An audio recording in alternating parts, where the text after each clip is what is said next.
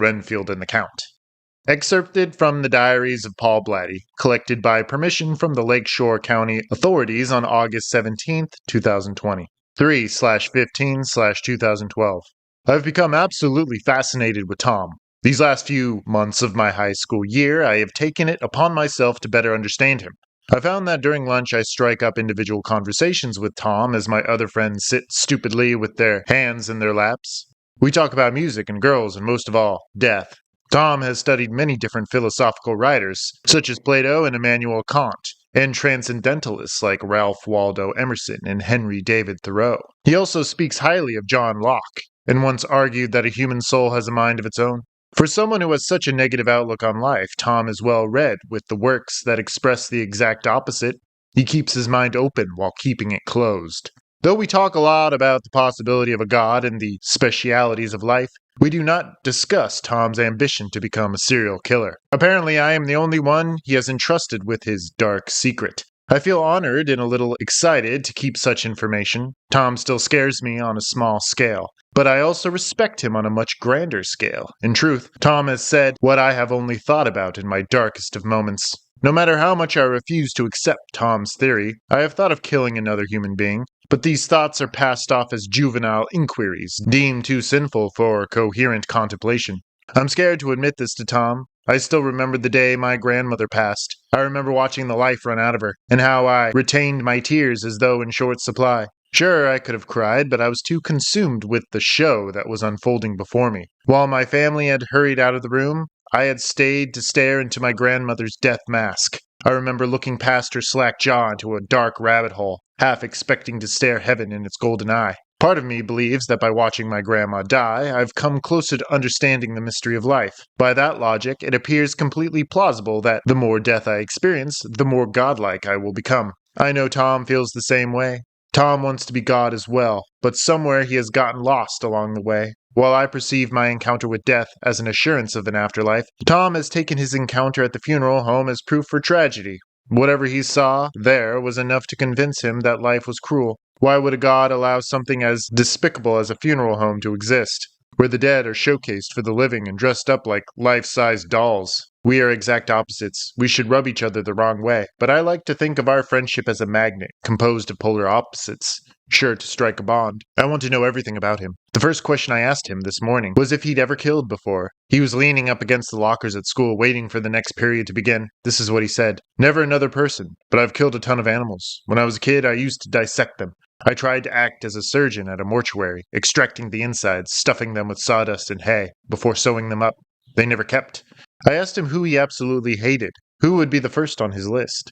I don't have a list, he said. It's useless to hold grudges. No one can hurt me. I decided that a long time ago. Then how would he decide who to kill? He laughed. I'll play it by ear, he said. I suppose I'll just choose at random, when my urges are too overwhelming for me to control. Then he told me that he channeled his aggression by killing animals in the lakeshore woods, usually rabbits and squirrels. I want to go with him the next time he goes hunting, but I am too ashamed to ask. I'm afraid that Tom will laugh and blow me off, and most of all, I am afraid of what it could lead to. I want to be like Tom in some respect, but I certainly don't want to formulate into a serial killer, the worst breed of monster on this earth. I don't want to be evil, yet I remember what it feels like to witness the miracle. I just want more of that. I don't know how to go about proposing my interest in Tom's extracurricular activities. It is like turning myself inside out and asking, how do I look? Tom can do it. He is at peace with his dark side. Here, in my last year of high school, my monster's full potential is not yet realized, and what little of a picture I have in my mind is too ugly and blurry to make out, like a face inside a dream. Still, Tom smiles as he discusses murder. 6/05/2019. The Pen and Needle Killer. It kind of rolls off the tongue. In Texas, a body was found last Thursday with all its blood drained. I've included the newspaper clipping here inside this journal. How like a doll the victim must have looked. It's all like a trip back to high school, and I'm inside a tight room with ceremonial death masks lining the walls, with their tongues hanging out and their eyes bugging, and here is a life-size doll set out like some kind of heirloom from another life, from a long-forgotten trip. There are needles in the flesh, which serve as reminders for where the blood flows. Tom isn't far from all this. He was never far from me or my thoughts. The son of a bitch is in Texas, working at some funeral home in Austin as an embalmer. I looked him up this morning after finally putting down the paper. Absolutely glorious. His news is reaching me here in Colorado, in his old hometown. I turned on the television, and it turns out his news is national. The reporters can't necessarily understand why this murder is so rocking, so out of this world. But I know what the fascination is. It's so fucked up that everyone needs to hear about it. It's just that simple. The pin and needle killer. I can't get over it. Yes, I knew it was Tom from the moment the paper mentioned punctured arteries and knitting needles. There isn't a doubt in my mind. Along with this new assurance, there's also something strange coming over me. I'm shaking even as I write these words. It's as if a leash is pulling me.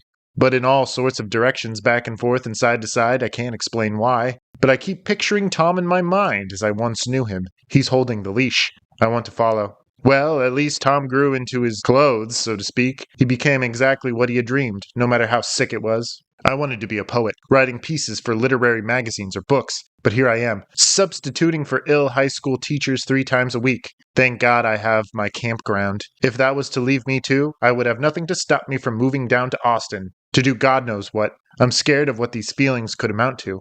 I need to get back up there into the park. I just bought a new chainsaw with a wider body and a nose like a marlin. Yet I can't stop thinking of Tom, and how he was able to get out, to escape. I feel bitter that he never called me once since high school graduation to catch up and swap the shit. I'm angry that he did all this without consulting me. I know his secret. I know who he is, and I could make things very bad for him. He must know that I'm out there somewhere in the world, reading about the pin and needle killer, and he must know that I would be able to put 2 and 2 together. Does that make me privileged, or does that make me his enemy? I've never lived a charmed life, that's for damn sure. 8/12/2019. I haven't been up to the campground at all this month. It's beautiful weather, but I can't seem to get out of this town. There's one thing that's keeping me grounded here, and it's the daily newspaper. A second body was found in Austin, this one an old woman, laid out in the middle of a dirt road. They say she was there for a day at the most. It was indeed the work of the pin and needle killer. There were the familiar stab wounds and some new accessories. Apparently the words, "Go tell it on the mountain," were spelled out on her chest with an arrangement of different colored thumbtacks. The psycho! What was he trying to say? The authorities can't find any connections between the 2 crimes besides the knitting needles and the lack of blood. The first victim had been a young man in his 20s, a legal partner for some law firm. The woman had just been some woman, ripped off her front porch and found some 200 miles away. There had been an obvious scuffle on the porch. Some broken glass from a cup, a lone broom found on the lawn. The pin and needle killer had swept the dust before making off with the woman, to cover up his tracks, I guess. This led the cops to believe that he had subdued the woman with a chemical, like chloroform, so that he could go back to the house and clean up without fear of her drawing a ton of attention. They really have no idea. No one saw the getaway car. There were no prints on the broom handle or on any of the items in and around the house. Whatever this guy is, he was smart enough to wear his gloves, at least. That's what the evening news keeps telling me. Yet they also assure me that he's going to slip up. He will slip up. I can't help but laugh. What, are they trying to scare Tom? Good luck to them. But he is a man without motives. There's nothing they can take from him or give him. 10/23/2019. I wanted to listen, but I thought that would be pushing my luck. I went back to the car and moved it so that I was even further from the house. I saw Tom leave with the girl in his arms. She was wrapped in bed sheets, and he unloaded her into the back of his truck. I followed him back to his apartment and waited some more. Tom was in there with the body, doing God knows what. I must have fallen asleep, and when I woke up, Tom's truck was gone. I had missed it. It was there in the morning, and he had gone somewhere to dispose of the body. I decided that I could do nothing more, so I went home and crashed. At least, I tried to sleep, but there was too much to think about. I woke up this afternoon to turn on the news. Tom did not disappoint. The girl was found on a school playground with the same pins stuck in all the same places. But this time Tom had embalmed her. There had been a second laceration on the other side of her neck where he had inserted the tube. I can't believe this. How idiotic can he be? It will only be a matter of time before cops enter every funeral home in Texas, questioning every owner and director. Tom will be one of these suspects. It is almost like he's egging the authorities on, purposefully leaving his own set of clues. Why would he do something so bold and downright stupid? Why did he come back to Lakeshore? This town is much too small for him to hide. None of this makes sense. Yet, Tom always did work on his own accord, by his own means. He's a lot smarter than the authorities, or even I, give him the credit for. All I know is that Tom is not comfortable anymore. His little thrill ride is over, either because he wants it over, or because he got careless. This next murder has changed me as well. It's shown me that I should strive to break out of my own comfort zone. All my life I've lived in the same town, accepting the usual routine and the second-rate job. I want to join Tom on the lam. I have to finish what I've started. The campground. A family gathered over a bed. A distressed daughter clutched at wrinkled bed sheets. Somewhere inside the tight space, someone sniffed and chairs groaned under dead weight. The TV and CD player were left off. Most assuredly music would be playing if somebody had thought to bring something. So the family sat in silence. 2 daughters, 2 husbands, a couple friends, and 1 grandson. The grandson was tucked in the back corner of the hospital room, lying awkwardly on his back, his jacket rolled up like a pillow under his head. He was tired of watching the emaciated chest rise and fall, rise and fall. He was too busy studying the ceiling, counting the tiles. After all, he could hear the ragged breathing. As long as there was breathing, there was sure to be movement on the bed. The boy had first stared at his grandmother for a long 15 minutes from one of the uncomfortable reclining chairs. He was so horrified by what he was seeing, he couldn't even look away. When he was finally able to turn his head, it was once he realized the woman lying in the hospital bed was his own grandmother. This was the woman he saw every Christmas, the woman who spoiled him rotten every chance she got. And now he loomed over her as a sad visitor, watching her at her worst. She couldn't get any older, and she certainly couldn't get any sicker. There was nowhere else she could go. She would never be able to leave the bed and go home like the family would have wanted. That thought provoked the first series of tears from the grandson. He departed from the bedside and took a seat, hiding his face in his hands. He was aware that his mother and father were staring at him, so he buried his face even deeper. The world went black, but remnants of his surroundings held fast to the outskirts of his vision. All that was left was the sharp hiss of oxygen through plastic tubing and his grandmother's resonant snore. When his fingers unhinged, the dim light crept in. He knew he couldn't stay in that chair. He had too clear a view of the bed. The grandson bounded to his feet and slid down to the far wall to collect inside a fetal ball. From that position, all he could make out were limbs, exaggerated in size and length, winding over the bedspread and gently smoothing the fabric flat. In the hours that crept by, his family members perused in and out of the hospital room to catch some precious hallway air or some water from the neighboring drinking fountain. Yet he never left the room. He didn't watch his grandmother, but he stayed on the floor, listening to her sonorous breathing. And when a breath came a little late in the series, his own breath would stall in his throat. 1,000 thoughts would race through his mind, stumbling and finally trampling into one another to mold into one concise motion. Time would stand still for the broken island atop the bed. Then the breath would finally come, and the grandson would fall back into his makeshift bed, somewhat disappointed. His mother told him he should go home with his father. He had school in the morning, and he had made his appearance for the day. The grandson shook his head and settled back into the coat, staring at the ceiling. He began to count. 1 towel for every choked breath, 1 towel for every second her breathing stalled. Then the nurse reappeared and the group huddled into the corner. Someone started to cry and someone left the room. The grandson remained where he was, listening to his grandmother's noise. He knew what was happening, but he didn't allow himself to leave the room. He forced himself to stay. Something marvelous was about to take place. He was about to experience one of life's few promises so early in the game. All he had to do was watch. All he could do was watch. The grandson didn't know why he was suddenly so excited. He couldn't explain it in words. A part of him knew that he was one step closer to understanding the mystery of life and death. Only by witnessing the act could he truly gain his bragging right. So when the nurse upped the dose of morphine into his grandmother's bloodstream, he was there at her bedside. Years later, if told to recount the scene, he would state that her last breath was a gargle, as if she had a mouthful of water. He would state that her body sank so low that she almost sank as flat as the mattress, a collapsible piece of furniture inside a soiled gown. The grandson would admit that he had stared down into his grandmother's gaping mouth, past her unhinged jaw, into the dark well of his darkest dreams, to catch a fleeting glimpse of what could be lingering there. But he knew that whatever he was looking for was already gone. He almost wanted to climb into that well and plummet freely into the darkness with nothing to assist him but his own blind faith and utmost understanding. He understood that death was all the same, no matter how it transpired. First there was agony, and then there was peace. There was a loss of sight, hearing, speech, and mind. In another word, peace. How could there be a hell in all that rest?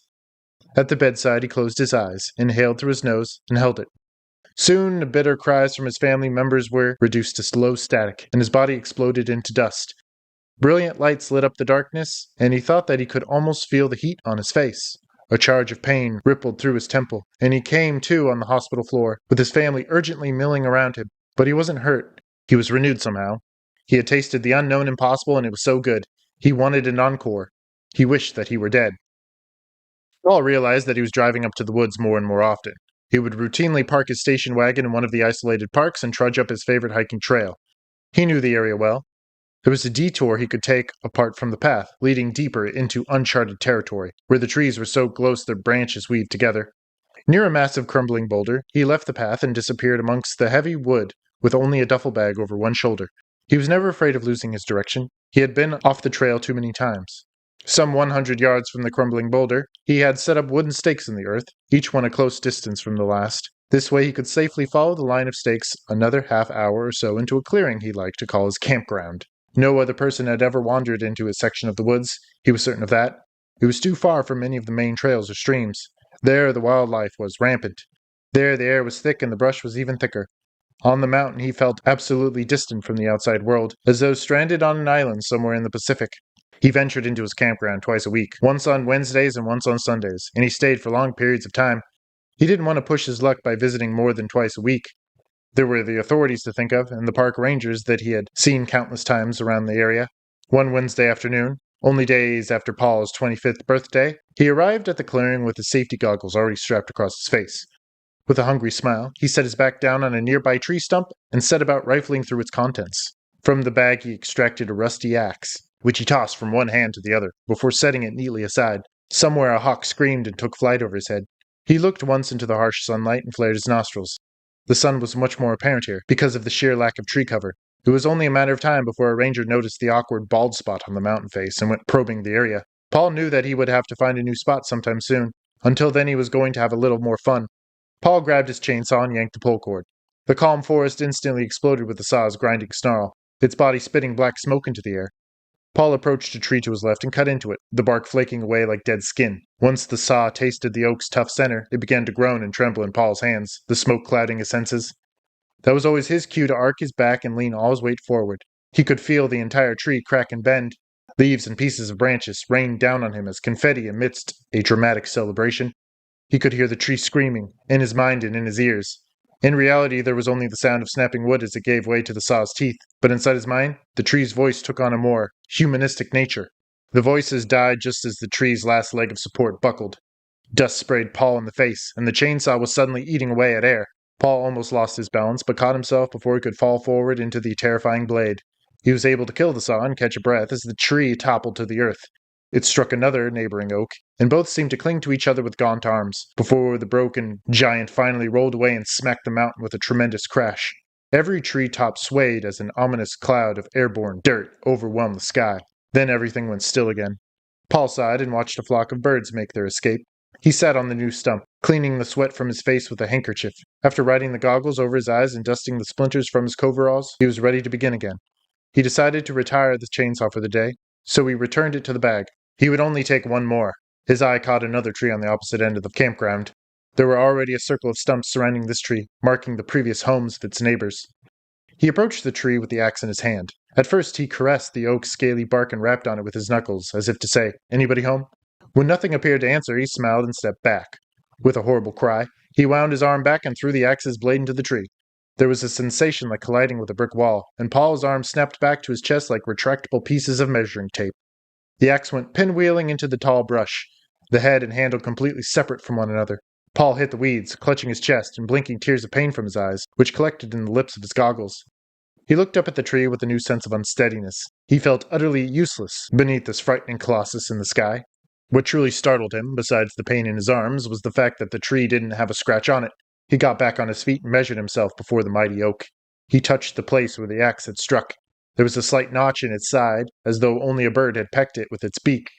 Still cradling his arms to his chest, he sought out his axe from the foliage. He found the steel head and then the handle. He marveled at where the piece of wood had split and broke and where the axe head had actually chipped. The blade was even warped. He looked at the bent piece of steel and then back to the tree, his thoughts sputtering. He threw aside his damaged materials and grabbed the chainsaw. He eyed the tree carefully, pulling the cord. He advanced on the tree and slashed at its belly. There was an obnoxious whine, and the saw's body was forced into his breast. His breath escaped him, and he fumbled to shut it off. When he looked back at the tree, there was only the smallest difference. He pulled the cord again and eased the saw against the tree. The belt around the blade radically slowed, and Paul had a hard time controlling his body. Spurts of dust came away from the bark, but besides that, the teeth weren't making any progress whatsoever. The engine shrieked, and then the belt snapped. The power tool immediately died, and Paul let it fall from his hands. It collided with the earth as a dormant, armored carcass. He inspected the cut in the bark. There was barely enough room for him to insert his thumbnail. Something wasn't right. He couldn't understand why he had failed. All around him was evidence that he had been victorious time and time again. There were too many fallen trees and dry stumps to argue otherwise, so why? Why was this tree, a tree not unlike any of the others, still standing? Defeated and miserable, Paul gathered his broken weapons and stowed them away inside the bag. He decided that he would be back. It wasn't smart to return to the clearing after all he'd done, but he couldn't live with the defeat. He just couldn't accept it. Yes, he would be back, at least one more time, to take care of the unfinished business. Then he would move on to another campground. He gave the tree one last distressed look before exiting the clearing. He found the first marker and began a slow trek back to the main trail. All the while he wore his safety goggles, and by the time he realized he was still wearing them, he was just pulling up into his apartment complex. He figured he could wear them a little while longer. That night he slept with them on. In the parking lot, Grace spotted John's car and hesitated. "Let's just go into the park," she offered. "Come on, I owe you a beer anyway, right?" She smiled and took his arm. "Right." Paul made a mental notation of John's car and tried to memorize his license plate. He didn't know what he was going to do with this information, but it felt like he was getting to know John Krasner bit by bit. The bar was incredibly busy, and there was really nowhere to sit. They stood at the end of the bar and attempted to get the tender's attention. Paul realized that the man serving drinks was the same that had thrown him out the night before. If he could help it, he wanted to steer clear of another altercation. He told Grace to order him a beer, and he crossed the floor. In the guise of walking to the restroom, he was actually looking for John. He smiled when he spotted Krasner near a group of girls. He was staring right at Paul, his eyebrows crossing. "How's it hanging, John?" Paul asked. John instinctively backed up a step or two. "How's your nose?" "Fine, thanks." John looked over at Grace and smirked. "So, you're with her?" "That's right. I didn't think you would mind. You have enough to keep you entertained, am I right?" Paul motioned to the girls at the bar. "I do all right," John said with his eyes closed. He sipped from his glass of beer and turned away from Paul to whisper in a woman's ear. The girl looked up at Paul and stifled laughter. "Good luck," John added. "What?" Paul was noticeably shaking. "Nothing. All I'm saying is that girl is never satisfied. She can't be with just one man," John chuckled. "You look like a pretty serious guy, and let me tell you, she can't be serious. I could have her back in a second." "You think I'm serious?" Paul said, taking a few steps forward. "You think I give a shit about that girl or what you have to say? I could say goodbye to all this." "What the hell are you even talking about?" John said. The girls laughed, and he soon joined them. Paul didn't answer. He walked away, red-faced and sweaty. He could still hear their laughter unfolding behind him, but he couldn't face it. He grabbed Grace by the arm, and once they were outside, he was able to catch his breath. "What's wrong?" she asked. "That didn't go well at all." He crouched low with his head hanging comically. "What didn't?" "Let's go. Before I change my mind, let's go." A short time later, they pulled into the empty parking lot with the last of the sunlight dwindling beyond the trees. He led her up the nearest path, and when he spotted the crumbling boulder, he indicated that they should leave the trail, but she shook her head. "It's a shortcut," he said, holding out his hand. "There's no one around this late at night, and it's too dark," she argued. "If we get lost, we'll be lost until morning, or worse." Somewhere a coyote howled, and Grace shivered, pulling her blouse closed over her chest. "Well, I'm going. If you don't want to be left here alone, you better follow," Paul said. He started to walk away. "You're a jerk. Why can't we go back to the car and fool around? I'm telling you, this spot is beautiful." "We could be eaten." Paul laughed and took her hand. "Trust me." "Why should I trust you?" "Good point. Maybe you shouldn't. But I'm still going up there and you can follow if you want. Or go back to the car and wait." "You'll get lost." "No, there's a marker right there, see?" He pointed at a wooden stake hammered into the grass. "All we have to do is follow those markers and we'll never get lost." "You've done this a lot, haven't you?" Grace asked. "Of course. But this late at night?" "No. It should be interesting, though." "I'm not going," she insisted, folding her arms. "Suit yourself." Paul broke away from the path and crashed through the brush, taking it one marker at a time. In a matter of seconds, he heard footsteps behind him. Grace caught up with him, breathing hard. "You're really an asshole," she huffed. He hugged her close, and they both set out along the makeshift trail, keeping their eyes to the ground. When it got too dark to see, Paul shook out a keychain flashlight, and they walked even faster. When Grace started to shiver, he gave her his jacket. And when she complained of sore feet, they stopped and he let her sit on his lap. A half an hour later, they were still hiking, and Grace was losing patience. "Come on, let's go back to your place, please," she begged. "It's so close," he told her. "What is?" "My campground." Suddenly Paul whooped with glee and disappeared into the grouping of trees. Grace chased after him and found she was now standing in a clearing. There were fallen trees all around her, along with a graveyard of dry stumps. Paul took a seat on one of the stumps and craned his neck to stare up at the crooked moon. The stars were plentiful, and even Grace had to admit to their stunning beauty. "How did all these trees fall over?" she asked him. "I'm pretty sure this is a logging site." "Why would they leave the trees behind? Shouldn't they take it all with them, to make paper and stuff?" Grace sat on a neighboring stump, staring longingly up at space. "I don't know." Paul got up to kneel between Grace's legs.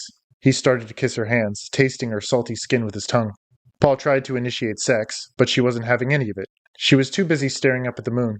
He gave up and rested his head in her lap. She petted his hair gently. "Can I ask you something?" he asked her.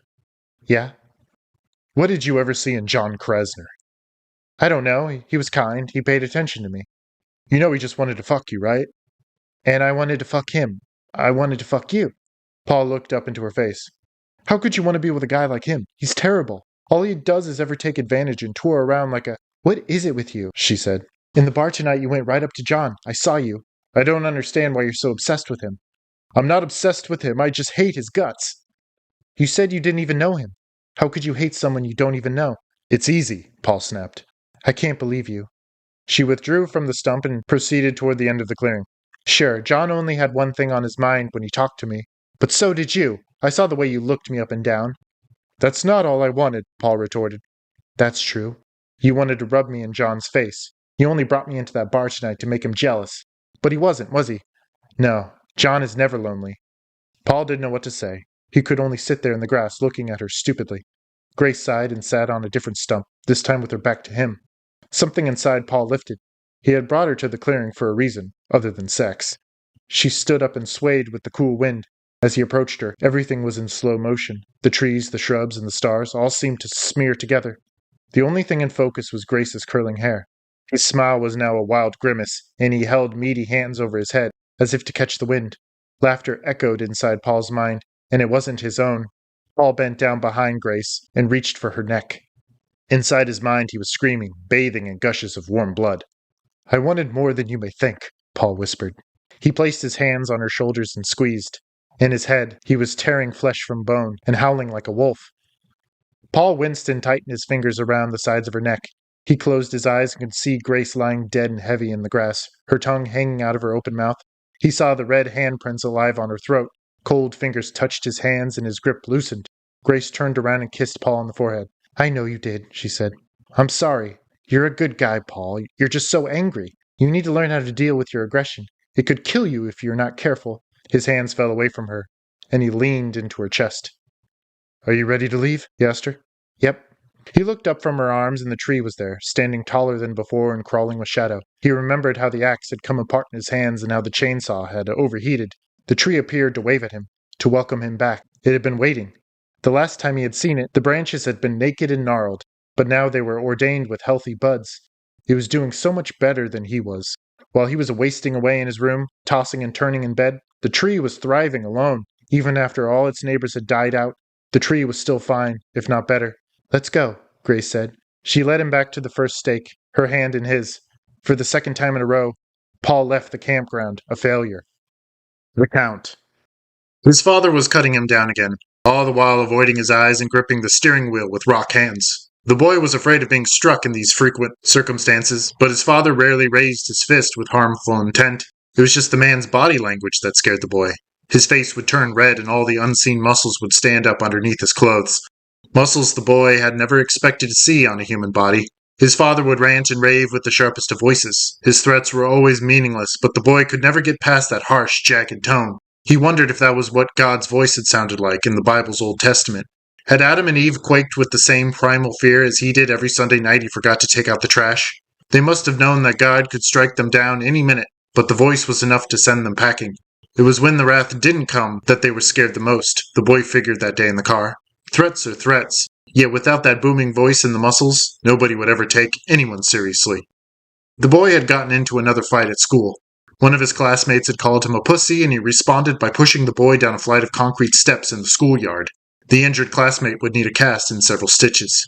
"You have to pick your battles, son," his father said. When the boy made no response, he continued, "I know that you're going to get into scuffles. All young boys should, at least the straight ones. You just have to know your limits. You can't actually injure your opponent that bad. You just knock him down and pin him there for a while until he gives in. It's when you're throwing kids downstairs that you've gone too far. Hey, are you listening? The boy had actually been listening, but he shook his head anyway. Listen, goddammit, there was that voice. The boy didn't know why he provoked antagonism whenever with his father. Maybe it was because he was receiving personal attention from his parent, even if it was negative. Or maybe it was because he just liked to feel his heart race. For some reason he liked being the victim, and succumbing to the bigger, better man whenever the opportunity arose.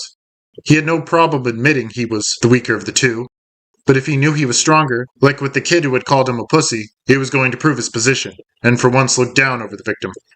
You can't put someone's life on the line for some childish squabble, you hear me? This time the boy nodded. Pick your battles, don't be a pussy, and for God's sake, kid, don't draw too much attention to yourself, especially when you're doing something bad. I'm not condoning criminal activity here, but watch your back. Sometimes it's better to trust yourself. Yes, Dad. His father relaxed back in his seat and finally looked at his son. He patted his arm. The car came to a jerky halt before a red light. The father cursed under his breath, but his temper wouldn't flare any further for the afternoon. He turned up the radio and began drumming on his steering wheel. He watched through the windshield as a biker mounted the crosswalk, his head low and his legs pumping. They both watched him as he passed the hood of their car. The father whistled along with the radio, and once more looked to his son. This time he was smiling. You're a good kid, but you have a lot to learn. The light turned green and the boy had to nudge his dad. The father cursed again, and when he peered back through the windshield, he caught sight of the biker just as he was arcing through the air, with his helmet and wheels spinning in opposite directions. The father and his son watched a car screech to a smoky standstill, and the biker smacked the road as a wet and broken doll. They saw it all. The father jerked in his seat, his hands ready to tear the entire steering column off his dash. He let out a girlish shriek before reeling toward his son with his eyes like windows. The boy wasn't looking at his dad. He couldn't take his eyes off the mass of broken bones and limbs in the middle of the intersection. Suddenly, the boy began to laugh. The father fell back against the driver door, his mouth open. His son was rocking in his seat, beating at his knees with his fists, eyes spurting tears. The boy laughed harder and harder, kicking at the glove compartment with his dusty little shoes. The father didn't know what to do. He was completely lost for words. A man was dead or dying in the street, and his son, his own flesh and blood, was laughing like a madman. Something wasn't right. The man reached over and struck his son across the mouth. The kid instantly went quiet, hands clinging to his lips. He was blinking painful tears out of his eyes. What's the matter with you? The father yelled as he fumbled with the handle to the car door. What is so fucking funny? Without another word, the father wrenched the parking brake down and sprinted across the street, to disappear into the circle of gawking people, one of which was the driver from the blood-splattered car, and he was screaming at the top of his lungs. The boy didn't move. He was overcome with feelings of shame and alienation. His joy was replaced with a new wave of fury toward his father and the biker. He felt he had done nothing wrong. He didn't necessarily know why he had laughed. It had just happened, like a reflex or a sneeze. Why should he be punished for something he could not control? And why should his father be so concerned for the biker? It was not his responsibility to look after a dying man. It was neither of their problems. A kid at his school once said that hundreds of people die every day. So why should they drop everything? Why should they care? But one thing was apparent for the boy. Sure, hundreds of people might die every day. But it wasn't every day that death showed its face in his own life. It was his first introduction to the mortality of man, and he had laughed. Years later, he would say that everything about death was funny, the fear of it, the hope for it, and even the celebration of it. He might even lose his cool right then and there, throwing his head back in a childish show. He would say that he had laughed because the man had probably had a life of his own, complete with a family and a house, yet he had woken up that morning knowing that he was about to take his final bike ride. The humor was in the simplicity of it all. The man had built up a life for himself, with hard effort and numerous risks. He had made mistakes, made love, and had saved up all his money for an unseen future. And it had all been for nothing. It had been in vain. He had worried, cried, loved, and searched for nothing, because all of it had led up to that final altercation with the car.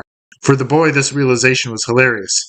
No matter how much he could hope to accomplish in his own life, there was still the possibility he could be struck by a car crossing an intersection, to end up as meat splattered on the asphalt. What had the man been thinking about just before he died? The boy wondered if any of that mattered now. That was the stuff of God's wrath. He had his ways of distracting the man with pain and love, so that when the car decided to speed his way, he wouldn't see it coming. There was no way to stop it or pinpoint it. Everybody could leave the world in the same way as the biker, in one fatal rush of blood and smoke. The ambulance arrived and the cars cleared out. The father slinked back into the car and didn't say a thing. The boy didn't say a thing.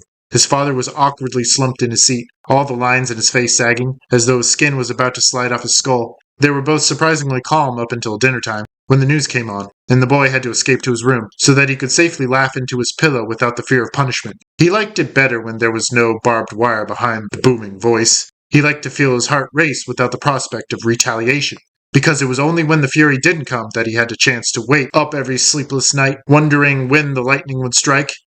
Now that was purpose. In the passenger seat of Tom's Jeep, the hitchhiker smoothed the newspaper out over the dashboard and used a finger to guide his eyes. The straw from his extra-large soda danced between his lips with vigorous mastication. Tom gave him a sideways glance, and the kid relaxed in his seat, glaring fixedly out the windshield. Can you believe what's going on out there? In the city? He tapped the newspaper. It's tragic, don't you think? I mean, an old woman? What's the motivation? It just seems so... Meaningless, Tom added. Yeah. What does this Count guy want anyway?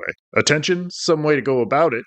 Tom flipped on his turn signal and quickly changed lanes. They sped past a rowing semi before migrating back over.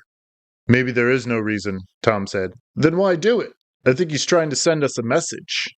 How do we know he isn't a she? Tom pressed. He often wondered why the media had automatically assumed the killer had to be a male. He agreed that if history had anything to say, it was that white men insisted on washing their hands with blood, but did that make it true for every scenario? The young man laughed at Tom's question, and in the process, almost choked on his straw. A woman? Yeah, right. I've never heard of a female serial killer. Have you? Not exactly, but there are prisons packed with women. It happens every day. Those are just the chicks that couldn't stand their husbands anymore. They pulled the trigger once. Only a man could be sick enough to bleed a body and stick pushpins into their skin. Women are, in a sense, stable. Women are stable? Tom scoffed. And we aren't? No, we aren't, the kid said with a smile. I took a few psychology classes in college, and it's true that men are more likely to fall into mental illness. Males have only one X chromosome to receive the proper amount of information, and women have two. So they have twice as many chances to turn out right than we do. Tom ignored the road and eyed the hitchhiker carefully. Why do you think that someone has to be insane to kill? The man felt Tom's gaze and turned into it. He has to be insane. No one in their right mind would leave such carnage for the media. I believe that people are reasonably good below the surface, but that Count dude has me questioning mankind as I know it. That's not a good feeling. The kid extended his legs and yawned. Plus, women are what make humankind a beautiful thing. That and art. Without the yin to our yang, it would be a man's world, and we'd be extinct within the first century. Yeah, because there would be no women to mate with, Tom said. The kid chuckled. Well, of course you're right. I mean, we'd all kill each other. Wake up. Woman or no woman, it's already happening. This is an evil world. Who can you depend on, really? Tom asked the hitchhiker. The kid only smiled and looked away. Nothing I have to say could ever change your mind. Nothing can argue with what's going on out there, he said, tapping the passenger window. You might say ugly, but I say yes, ugly, but hopeful. Tom was lost in thought, in another time, sitting in the passenger seat of his father's car. Sometimes the only person you can trust is yourself, Tom's father had told him all those years ago. Hey, are you reading this? The man turned around in his seat to select something from the back. He returned with a paperback book, tattered and worn. Dracula? Is this good? Of course, it's one of the greatest classics of all time. It just seems that I could recite the entire plot without ever reading it. I mean, Dracula's become such a cliché. It's been done to death. It had to start somewhere, and that's it. Tom pointed a finger at the cover. I know there's a castle, and a guy hunts down Dracula since he's the head vampire. He pries open the casket and hammers a stake into Dracula's heart. Actually, there are a group of men that hunt down Dracula, and they don't ever reach the castle. They intercept him before he can get there, aboard a mule cart inside a box of earth. They slit his throat with a knife and stab him in the chest. The hitchhiker did not reply. He placed the book on the dash and folded his arms. I keep thinking about those victims, he finally said, hanging his head. Yeah, but you already know the ending. They catch the bad guy, right? Here, drop me off at this gas station, the kid said, pointing his finger through the windshield. You've taken me far enough. Tom nodded and veered off onto the exit ramp. He parked beside an unattended pump and killed the engine. They made eye contact and both smiled. Thanks again, man. You've been great. The kid handed over the newspaper. Keep it, Tom said. There's nothing in there for me.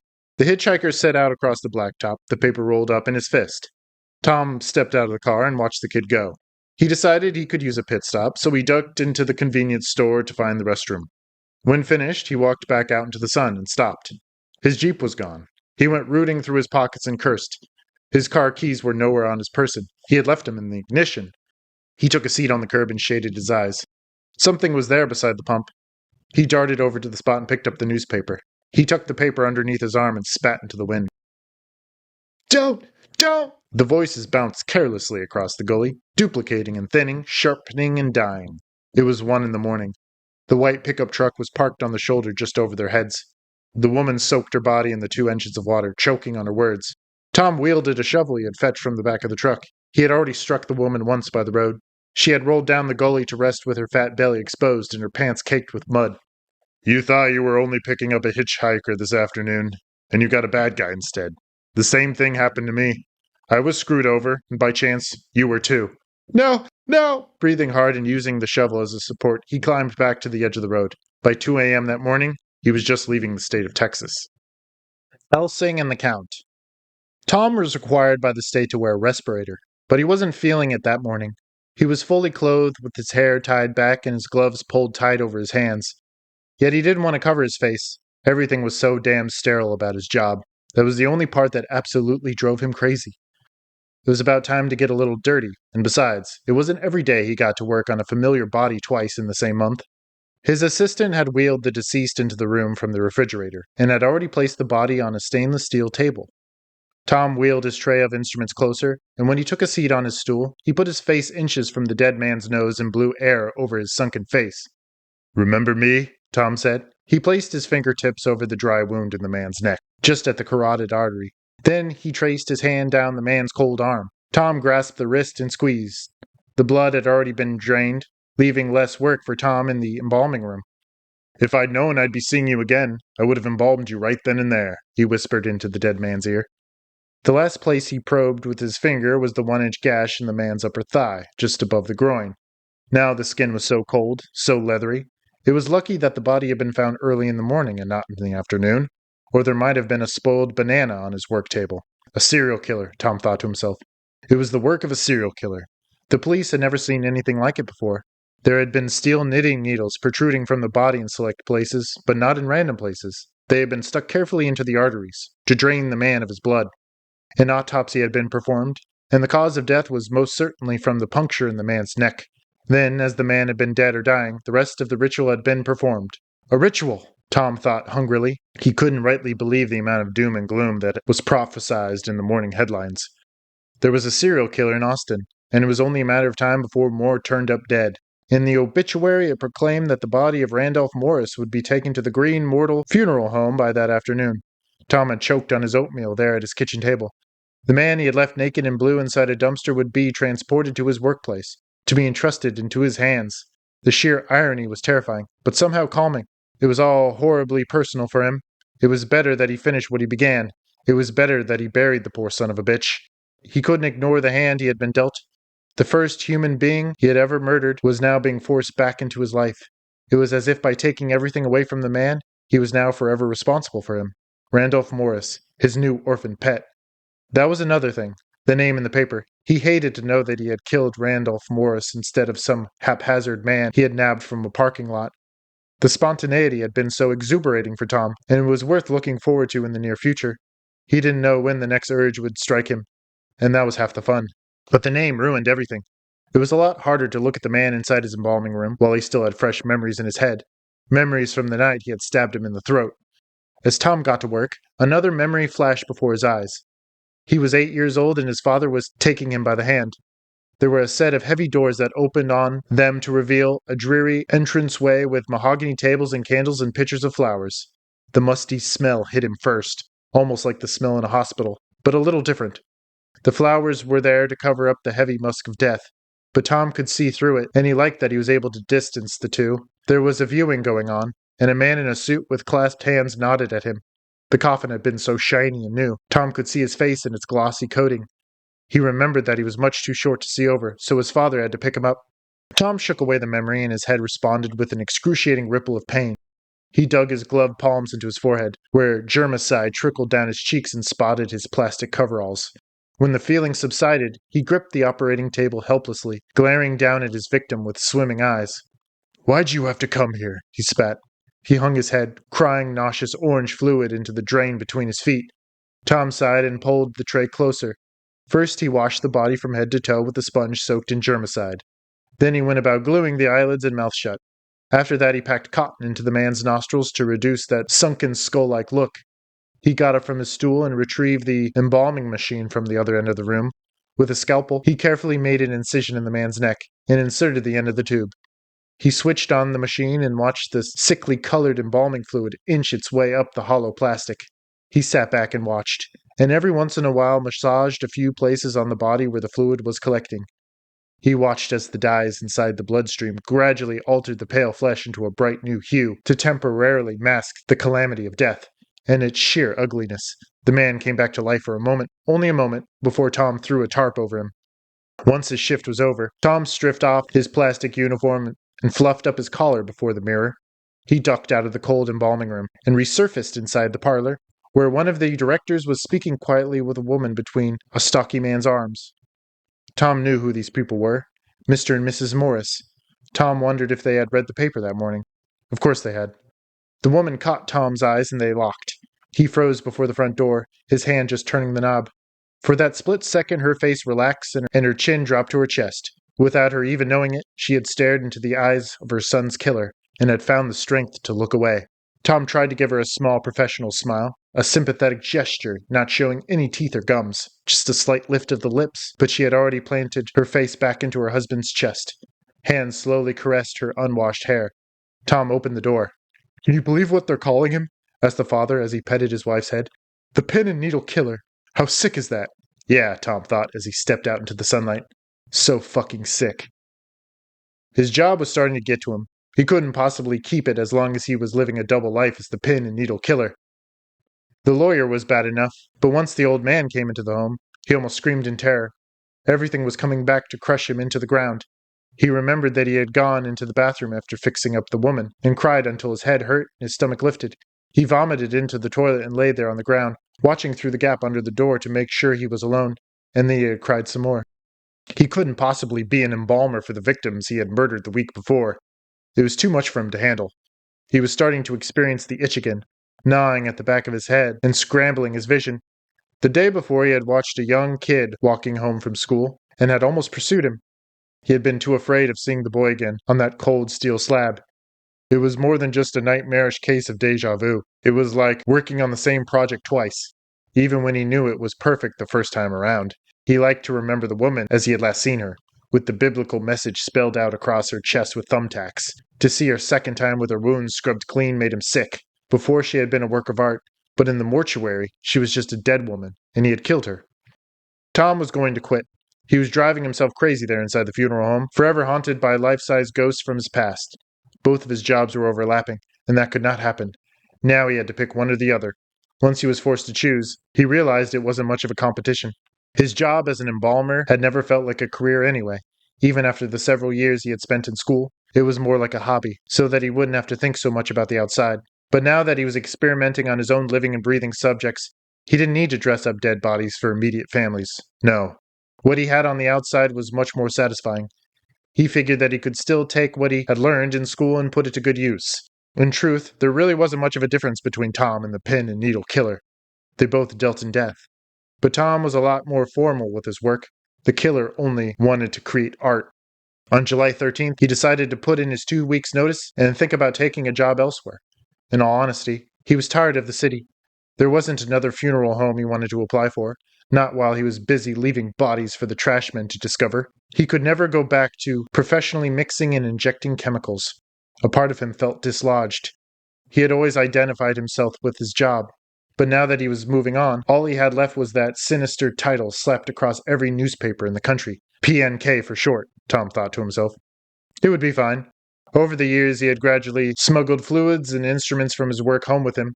Without them, he wouldn't have been able to drain his victims with such precision. He supposed he could start embalming the bodies now, to save some poor guy the hassle. He knew he would have appreciated it. He could see himself working out of his own basement. But would he stay in Austin, and over time let the police hone in on him? When he thought of going back home to Colorado, something inside him stirred. He would have to be patient. There was his house to consider, and the money he would surely need to travel. He supposed he had enough in savings. He didn't spend much, and he would only have to buy an apartment at first. Then he would have to find something more suitable for his needs, something with a lot more wiggle room. Excitement flowered inside his chest, churning his stomach. He couldn't wait. That day he put in a call at Mackenzie Realty. Helsing. Harvey Miller got his first call of the morning around 6 a.m.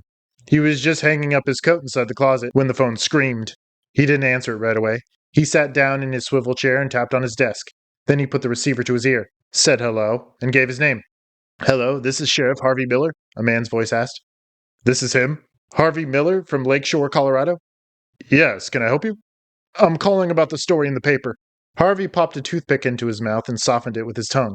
He looked over at the front door, where the front page of yesterday's paper was hanging crooked from 2 thumbtacks. "What story would that be?" he asked. "The pin and needle killer. I read that a body was found with similar lacerations as the bodies in Austin." "Well, you can read." "Yes, fine. I'm calling from Texas. I think this story has gone national. Not that I'm surprised," the man said. "How'd you get this number?" "Look, I won't take any more of your time. I don't know. The coincidence is too much for me to ignore." "Well, by all means, spit it out." "My name is Larry Spaulding, and I manage the Green Mortal Funeral Home here in Austin. I noticed in the papers that the woman was discovered with her body embalmed. Is that correct?" "Yes, the blood was drained as usual, but the killer went a step further this time." "I recently employed a man down here for 2 years. He was fresh out of college and he showed all the qualifications. I employed him as an embalmer. Anyway, a few months ago he quit, which was shocking. As far as I knew, he loved his job. But he told me he was moving and he would be selling his house." Miller straightened in his seat. "Did he tell you where he was moving?" "To Colorado. He told me he was going back home to Colorado." "Jesus. What's his name, Mr. Spaulding?" "Thomas Griffith. So you think it could be him?" "It's a lead. Before today we had nothing to go off. No prints or semen or saliva. No one has spotted his car or his person. He's as careful and quiet as a mouse. On the other hand, maybe he's not that careful." "Dear God, Sheriff, he worked on their bodies," Spaulding blurted. "What's that?" Miller was waving others into his office. "My funeral home took in the last 2 victims, and he was the one that embalmed them." Miller was scrolling notes into an open notebook, and he handed it over to the nearest police officer. "Can I get your home phone number and address, Mr. Spaulding? We will keep in touch." The kid was forced into the office, and a set of strong hands pushed him into a chair. Teller came up from behind him and tapped his shoulder. The kid looked around frantically, and at once began to rehearse his side of the story. Teller ignored every word, and instead turned on his radio. Loud rock and roll flooded the office, forcing the kid to speak louder. Teller only adjusted the volume. "I'm telling you, man, I didn't have anything to do with that murder in the mountains. I have an alibi. I was living with this chick in Fort Collins," the kid shouted, rocking in his chair. He bitterly yanked at the handcuffs around his wrists. Teller turned the radio down. "We're waiting on some people, okay, son? Then we'll hear everything you have to say." "I can explain the car if that's what this is all about." "Yeah, that's what this is all about." Teller took a seat on the other end of the desk. "I can explain everything. I can—" "Sorry I'm late, Ralph." Harvey Miller entered the office at a slow jog and came to a stop once he spotted the man in handcuffs. "This is him, then?" Harvey asked. Henry Miller entered his office at a wide stride and came to a stop once he spotted the man in handcuffs. "This is him, then?" Harvey asked. Teller offered him a chair, but he passed it up. He stood directly in front of the man and tapped his foot. "Where'd you find him?" "He was pumping gas a few miles down the road. A cruiser ran his license plate, and it matches with the Griffith fellow," Teller explained. "Obviously, his appearance doesn't match." Miller took a seat on the desktop and adjusted his pants. In the process, he made sure to touch the holster hooked to the belt, and the kid seemed to notice. "What's his name?" asked Miller. "You can ask me, asshole. I'm right here," the kid spat. "I'll talk to you when I'm damn ready." The kid hung his head and his hands went limp.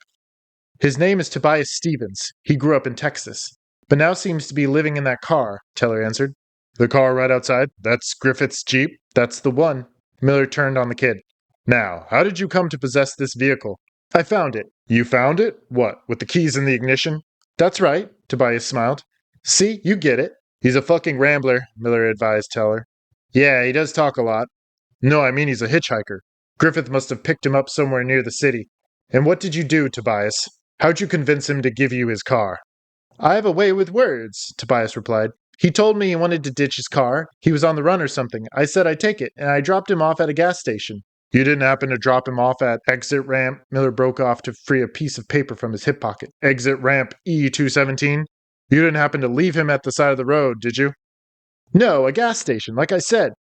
"A girl was found near exit ramp E217 with her brains bashed in. She was lying in 2 feet of water, with her body bloated like a balloon." Tobias' face went sour. "Why are you telling me this shit?" "Because, Tobias, you stole Mr. Griffith's car at this supposed gas station, and because he was desperate for transportation, he flagged this woman down and killed her. Because of you, she's dead." Tobias shook his head. No, man, you can't blame me for this. Blame that sick fuck. I didn't have anything to do with it. Miller pocketed the piece of paper. What was in the car, Ralph? Just this. Chandler passed Miller a battered copy of Dracula. Everything else belongs to the kid. Was that Griffith's? Miller asked Tobias. Yeah, that's his. What else was in the car? Well, beside the kid's clothes, Miller motioned for Teller to stop. I was talking to Mr. Stevens. What else was in the car that specifically belonged to Griffith? He had some suitcases full of clothes.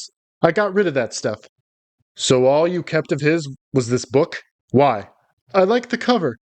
Okay, you're coming with me, kid, Miller told him. The car can stay here. I'll put him in the back of my cruiser. Do I have to fill out any paperwork for Stevens here? Nah, Jefferson and Lakeshore are in the same jurisdiction, Teller said. You're free to take him. I just feel bad that you had to come all the way down here. Don't worry about it, Ralph. Miller grabbed Tobias by the arm and hauled him to his feet. What are you going to do with me? The kid asked. You're going to identify Griffith if you can. So, Harvey, you want to tell me what you found inside the guy's home? Teller inquired. You didn't hear it on the news? Nope, the cable guy's coming next week. We found the victim's blood and some instruments. He had his own private mortuary set up. He also had a name tag for the dog-eared bookstore underneath his couch. He had been working there for 2 months, and the manager told us that he simply hadn't shown up for work on Monday. We also have a description for a Ford pickup. White. I'm sure the license plate has already been faxed to your station. We did get that. Thank you, Harvey. Teller stood up and they shook hands. Thank you, Ralph. He ushered Tobias out the door. How do you know this guy's still in your town? Teller asked. I don't, Miller called back. The Count. It was only 2 blocks away, and Tom made it to the hotel in 10 minutes. He passed by the service desk, where a tired old man was watching a mini television set. He did not look up. Tom fumbled with his key, and before escaping into his room, he looked around the parking lot. He looked at his watch, 7:45. He would stay up for a few more hours until 10 or 11. Then he would have to call it a night. He wanted to get an early start in the morning and hopefully take the train downtown. There he would commandeer another vehicle and get on the highway. He needed to leave Colorado, even though that brought him great sadness. He would have to take many more lives to assure his own safety. Tom entered room 312 and stretched out on his bed. He set his knife and wallet neatly atop his nightstand.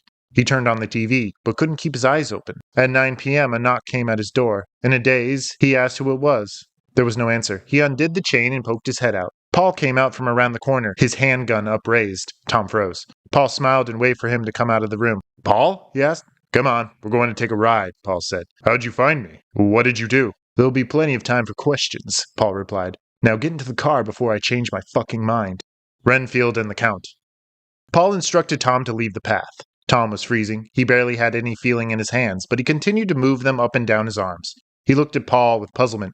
Leave the path and go where? He asked with chattering teeth. Paul pointed his flashlight at the first marker just outside the trail. By now there was a small footpath visible from all of Paul's recent activity. Tom reluctantly stepped off the trail. I'm just saying, you're a lot more human than you think. You're just a little confused. Don't talk to me, Paul snapped. You want to be a monster. You want it more than anything, but you don't know how. You think that if you kill me, you can put something to rest.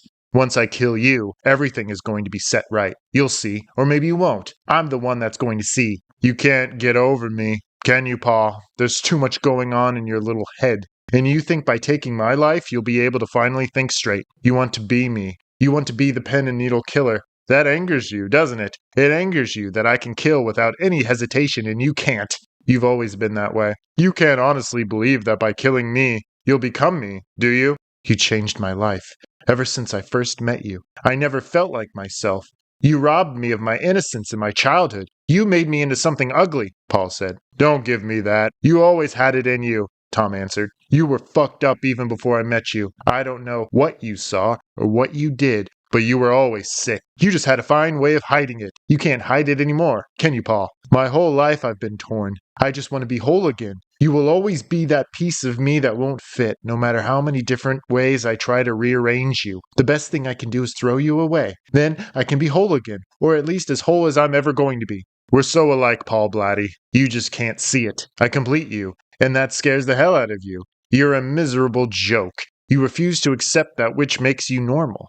Anything that makes you human is evil. That's why I'm sure you could never keep a relationship. You will never be happy because you're too content with your dark side. It's one big act. You've always liked being the strange one because it gives you an excuse to be dark. I could have taught you so much more. I don't want to do anything with you. Tom didn't say anything. He just kept walking. Tears were starting to fill Paul's eyes. No matter how much you prepare yourself, Paul, you can't pull that trigger. You can't. You will never be able to kill me. Just like I will never be able to kill you. It's time for you to drop that gun and let us go on our way. Hell, you can follow me, and we can start over. You're not a monster. I am a monster, Paul said. No, these feelings don't make you inhuman. Granted, you don't have any self-control, but you're still okay. I have control because I have no moral quandaries. You, on the other hand, have moral limits. You want to kill, but you also know it's wrong. You are trapped within a paradox you can't break. Life means nothing to me, so I can be the cold monster. You need to realize that you are who you are. Forget about me and forget about the pin and needle killer. You can't be either. We shall see, Tom, Paul replied. We're getting close. Tom stepped into the clearing and looked around dumbly. Tom walked a few steps closer. What did I do to make you want to kill me? Paul laughed. You're one to talk, pin and needle killer. What did that old woman do to you in Texas? Did she give you an ugly look? Paul was dancing comically in the high grass, his teeth flashing. Tom finally turned to face Paul, and he wore absolutely no expression. I shall have to invent a new classification for him and call him Zoophagous, life-eating maniac. What he desires is to absorb as many lives as he can, and he has lain himself out to achieve it in an accumulative way, Tom rehearsed. He glared into Paul's flashlight. Are you familiar with Mr. Renfield? What? Paul asked. From a book, Tom replied. He was the mental patient that ate flies, because he believed it was the same as ingesting life. He thought that he was becoming stronger. Surely if he were out there in the world, he would have been dangerous, but inside his padded cell, he was only a danger to himself. Stop stalling, Paul said. He admired the Count. He wanted to become his faithful servant. He would frequently break out of the hospital to meet with the Count, but he was only a proxy. The Count only humored his interests so that he could infiltrate the hospital and seek out the woman of his desire. Renfield was insane. But he realized what was happening to him. He knew that the Count was more dangerous than he could have ever imagined. He tried to speak with the doctors, to warn them, but one night the Count entered through Renfield's window and stopped his heart. The Count? Is that what he is to you, Tom? Is he dangerous, unfeeling, and unstoppable? The Count is nothing but a coward. He gave into hiding in the end. He fled the country after Van Helsing and his men swore the revenge. He died a coward. I have tried to keep an open mind. And it is not the ordinary things of life that could close it, but the strange things, the extraordinary things, the things that make one doubt if they are mad or sane, Tom said. His eyes were closed, and his hands were still folded. Are these your last words? Paul asked. Is that it? Tom reopened his eyes and started to advance on Paul. Don't come any closer. Do you hear me? Get back! Tom was walking even faster, his heavy arms swinging. Paul fired the gun, but prematurely. The bullet whizzed past Tom's shoulder, and the second shot went into the ground. Paul screamed as Tom punched him in the stomach. The third bullet buried itself into Tom's shoe, barely missing his big toe. He threw Paul against one of the stumps, and his skull bounced. He fired again, and this time the gun was aimed at the sky. Tom grabbed Paul's wrist and wrestled the weapon away from his sweaty fingers. The fifth bullet was a misfire, and the gun went hot. Paul squealed and nursed his blistered fingers. Tom dropped the pistol into the grass, attending to his own hand. He kicked Paul hard in the crotch. Paul fell over onto his side, weeping uncontrollably. His hands were busy tearing at the grass and raking into the soft dirt underneath. I am! Paul screamed. I am! Tom kicked him again. I don't know what you are, Paul, he said. I've been wrong in the past. When it comes to you, there is no classification. Tom gathered the pistol and cocked it for good measure. He aimed it at Paul's forehead.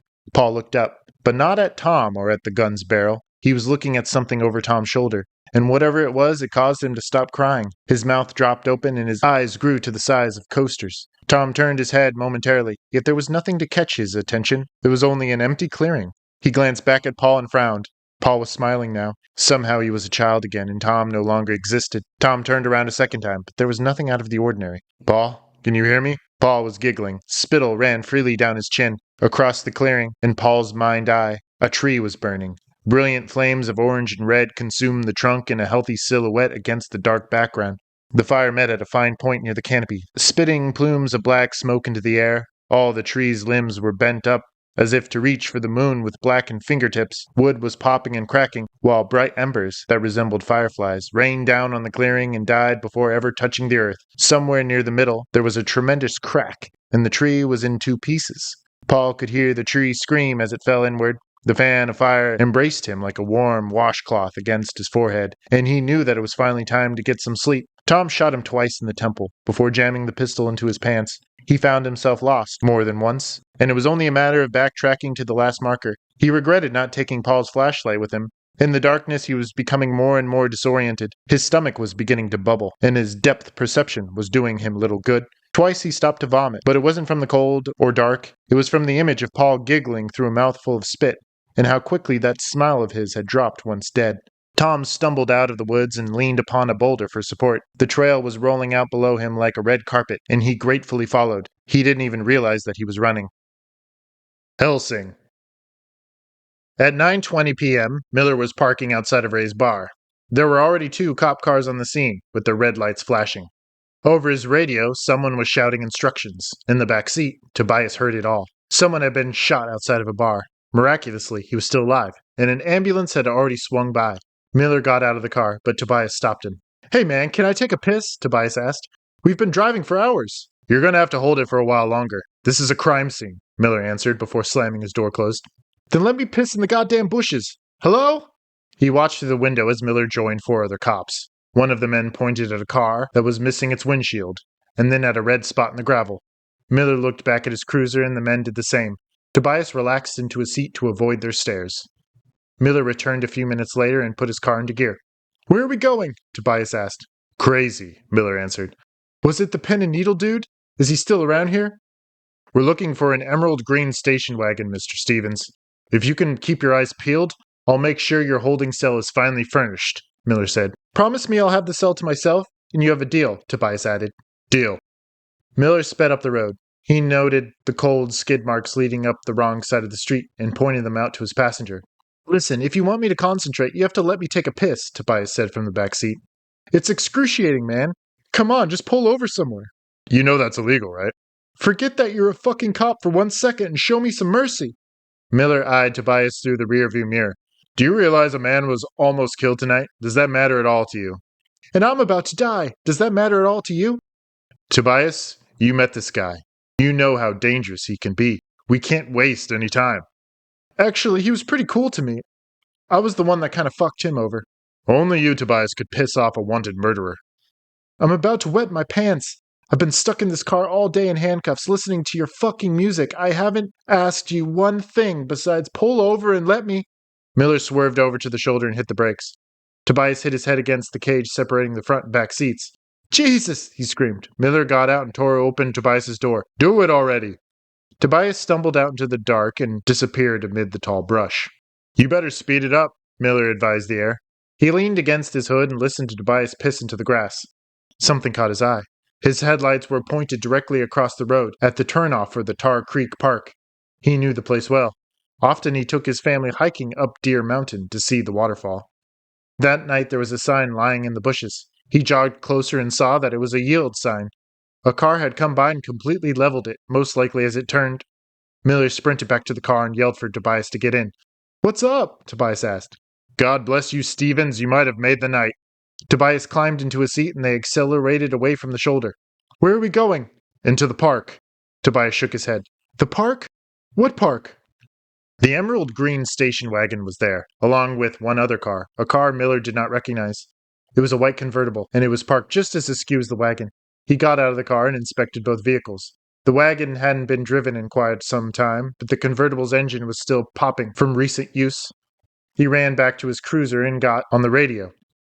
"I'm going to need some backup at Tar Creek Park. Front entrance in the parking lot. I found our car," he said. 10 seconds after placing his radio back into the cradle, a male voice was responding, and then another. "What are you going to do?" Tobias asked. "I guess I'll go a little ways up the trail and keep my ears open," Miller answered. "Do you think it's him?" Miller responded by closing the door. "You're not going to leave me in here, are you? You can't just leave me here with a killer on the loose," Tobias cried, but Miller was already climbing the dirt path with his gun drawn. "This is bullshit!" Miller heard the shots, but they were so far away. Some seemed closer than others. He heard them all the same. He thought he could count 6 in all. He waited a few minutes and did not hear anything more. He had a flashlight on his belt, but he couldn't risk another party discovering his light. The best thing he could do was return to the parking lot and wait for the backup. So that is what he did, though very slowly. Every few steps he would crouch low and wait under a tree, his ears perked and his trigger finger ready. Then he would hike another minute or so and repeat his method. He couldn't hear a damn thing beside the wind in the trees and some lazy crickets. He decided to hurry. Further up the trail, he thought he could hear some loud breathing. He turned in mid-step and fell backward into a rock pile. He saw stars for a brief moment, and then realized that he was no longer carrying his gun. Desperately, he felt around him, tearing through the weeds and clods of dirt. The breathing was becoming more and more apparent. He could hear heavy footsteps like the hooves on a horse, and still his gun was nowhere to be found. He scrambled into the tall bushes, cutting open his hands and breaking the seams on his uniform. When the oncoming footsteps were too much to bear, he lay flat on his stomach and waited for them to pass. Inside his mind, he ran through all his options. He had a handheld taser on his belt and an unused can of pepper spray. Besides that, he had nothing to defend himself against a man with a loaded gun, so he hid in the bush by the side of the road, holding his breath and counting the seconds. The man passed through without even slowing. Miller could tell he was running, and relatively fast for such a steep trail so late at night. Miller prayed the cavalry was just pulling in. He hoped there was a gang of police cruisers waiting for the bastard, with 20 guns or more aimed at his chest. He wanted help. There was no way he could do this himself. Even after he knew the man was well beyond earshot, Miller remained in the bushes, listening to the crickets. His eyes were closed, and he was trying to listen to the loud voices of his comrades. He wanted to hear that everything was fine. Tom Griffith was in custody, or better yet, he was dead. He couldn't move. Every time he tried to crawl out of his little alcove, his muscles would tense and he would start to hyperventilate. Never before had he feared so much for his own life. Even with a gun, he didn't think he could stand up to the pin and needle killer. He heard gunshots from the parking lot. He could hear glass breaking and blood-curdling screams. Miller still couldn't move. He began to pray. The Count. Epilogue. Tom stepped off the path at exactly 10:30 p.m. and froze when he saw the police cruiser. He looked around and did a series of double takes. He tore Paul's car keys out of his pocket and made for the convertible. Then he noticed something moving inside the cop car, and he had to go in for a closer look. The movement wasn't from the driver's seat. It was coming from the back. He peered in through the glass and met Tobias Stevens for the second time. Tobias was huddled against the far window, staring at Tom with grave eyes. His hands were handcuffed and held up in front of his face, the fingers outsplayed. Everything about him was shaking. "I can't believe it," Tom said. His breath fogged over the window. "I don't believe it." He smiled and shot at the glass. Tobias screamed and Tom fired again. The second bullet lodged into Tobias's thigh, and the third blew a hole in the seat's upholstery. Tobias was kicking his legs against the door, and the chains to his handcuffs were clinking on the window above his head. "Why'd you do it?" Tom asked before aiming another shot. "You tell me why." A fourth bullet cleared out the other window and glass rained down over Tobias's hair. His screams were drowned out by the last gunshot, but by the time the clip was empty, Tobias was still alive. He was whimpering against his seat, his hands over his eyes. He wasn't kicking or yelling. He was submissive, and the ultimate sign of acceptance. Tom dropped the pistol and backed away from the police car. When there wasn't another gunshot, Tobias peeked out behind his fingers and watched Tom cross the parking lot. Tom jammed the keys into the convertible, but could not force himself to open the door. He fell over against the top of the cabin, trying frantically to keep his heels planted on the ground. "I made a mistake," he said. "I made a mistake." He collapsed into the driver's seat and hugged the steering wheel with both arms. He shut his eyes and gritted his teeth. Tears trickled down his cheeks and collected with his welling saliva. "God help me. I've made a mistake." The darkness ruptured with red lights, and somewhere Tom could hear a howl progressively gaining on him from the mouth of a determined but hungry beast.